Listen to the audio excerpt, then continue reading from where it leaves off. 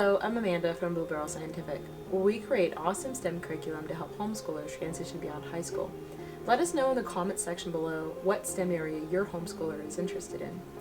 In this video, I'm going to introduce our Metal Crystallography lab. This lab introduces fundamental topics that are included in materials, metallurgical, and chemical engineering. Materials engineering involves the study of the properties, production, and application of metals, ceramics, and plastics. This lab focuses on the topic of metals.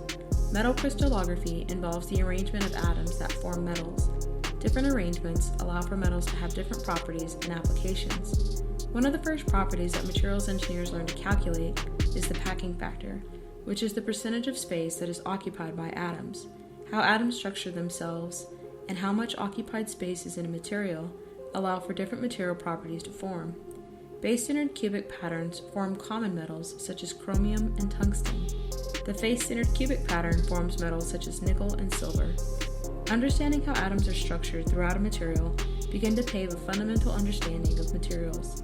Understanding material fundamentals allow engineers to best choose a material for a particular application.